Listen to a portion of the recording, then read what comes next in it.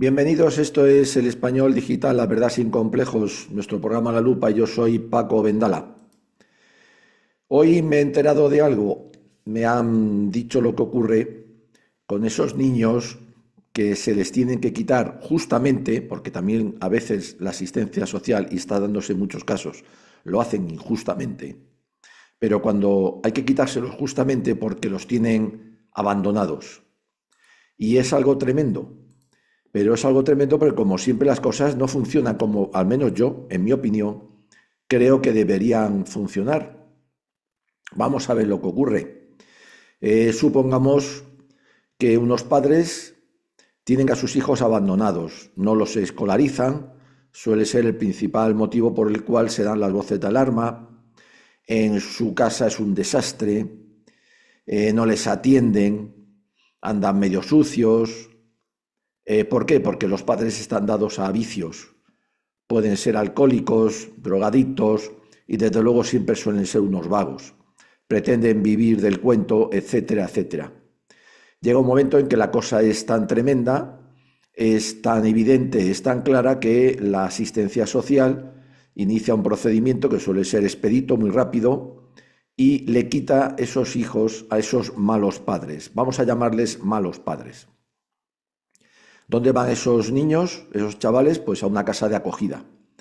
Aquí empieza lo primero. Antes había unos orfanatos, las monjas normalmente tenían una serie de instituciones donde los atendían muy bien, etcétera, donde además ellas eran autosuficientes. Ahora no, ahora se han inventado un montón de casas de acogida donde van esos chavales y donde de una manera están tutelados por el Estado o por la Comunidad de Madrid correspondiente, o la comunidad, perdón, correspondiente.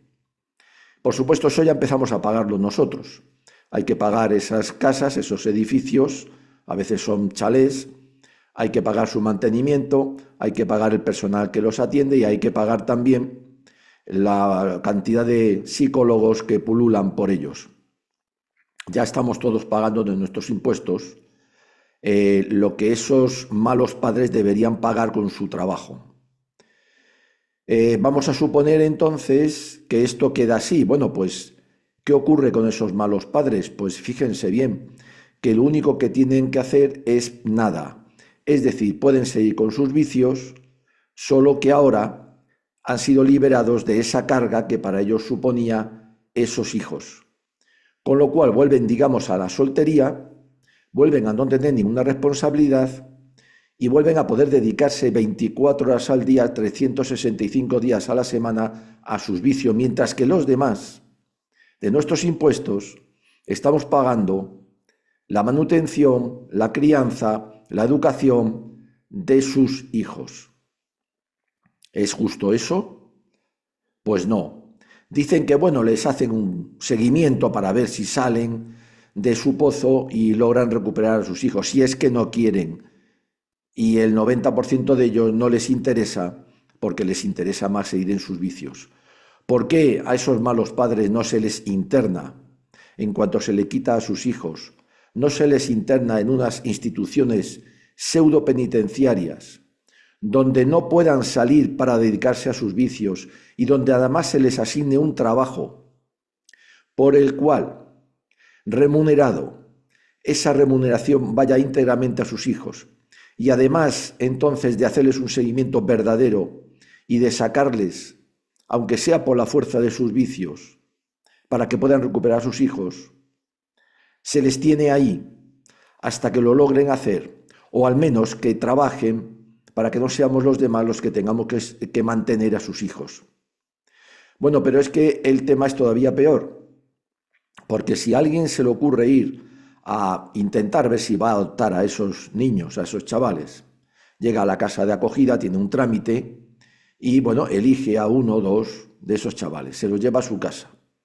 A esto vamos a llamarle los buenos padres o los buenos samaritanos. Por supuesto, eso se le comunica a los malos padres. Pero es que a partir de ese momento hay 2 años en los cuales estos buenos samaritanos, estos buenos padres, tienen que decidir si se quedan o no con los niños, están de prueba, digamos. Se los llevan a su casa. Los malos padres tienen derecho a llamar a los niños todos los días por teléfono y tienen derecho a una visita semanal a esos niños. ¿Qué es lo que ocurre? Pues que se hipoteca la vida de los buenos samaritanos, de los buenos padres que tienen que estar pendientes del teléfono todos los días para que los malos padres llamen a sus hijos, y que tienen que estar todas las semanas una tarde hipotecados para que esos malos padres vayan a su casa, además, a ver a sus hijos. Pero es que, además, si estos buenos padres y estos buenos samaritanos quieren irse al extranjero, pongamos de vacaciones, tienen que pedir permiso no solo a la asistencia social, sino también a esos malos padres para viajar con sus hijos. Así también cuando cambien de residencia, por ejemplo en verano, si estos hijos, los pobres como suele suceder, por ejemplo, no están ni bautizados, y los buenos samaritanos tienen esa preocupación religiosa, espiritual, y los quieren bautizar, tienen que pedir permiso a los malos padres que nunca les quisieron bautizar ni se preocuparon por sus almas, para ver si les dejan o no bautizarles. Y si llega un momento en el que estos buenos samaritanos se hartan de que esos malos padres vayan a su propia casa, allí se metan dentro, les tienen que dejar una habitación para que estén 1 hora y media con sus hijos, y los llevan a una casa que llaman punto de control, punto de encuentro, en el cual acuden las dos partes, pues igualmente siguen una tarde hipotecada a la semana, que suele ser el sábado o el domingo, claro, cuando ellos tienen que descansar, para llevar a los niños a ese punto de encuentro, para que a su vez los malos padres lleguen allí a ver a sus hijos, que les siguen importando un bledo, porque ellos siguen dedicados 24 horas al día a sus vicios, porque se les ha quitado la carga y la responsabilidad. Pero es que además resulta que la asistencia social por cada niño le paga a esos buenos samaritanos alrededor de unos 250 o 300 euros mensuales para su manutención, dinero que sale de nuestros impuestos.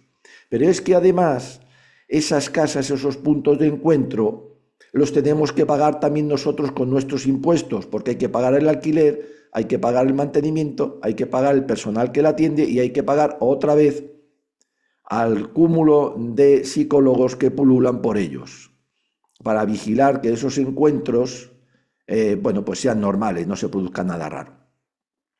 Es decir, que el sistema está tan mal montado que a los malos padres se les libera de la carga que tenían, se les libera de sus hijos, se pueden dedicar a sus vicios porque es a lo que hacen y es a lo que se dedican, mientras que los demás, que no tenemos culpa de nada, asumimos la manutención, el coste, bien sea de las casas de acogida tuteladas, bien sea eso que se entrega a los buenos samaritanos que están viendo si cogen o no, adoptan o no a los niños, más esas casas de punto de encuentro.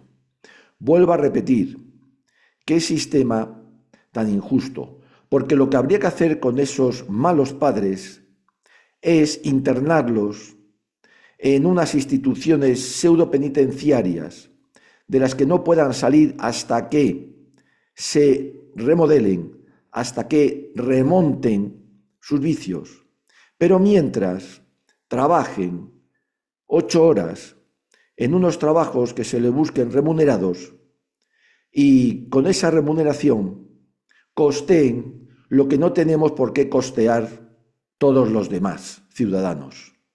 Así están montados estos chiringuitos también.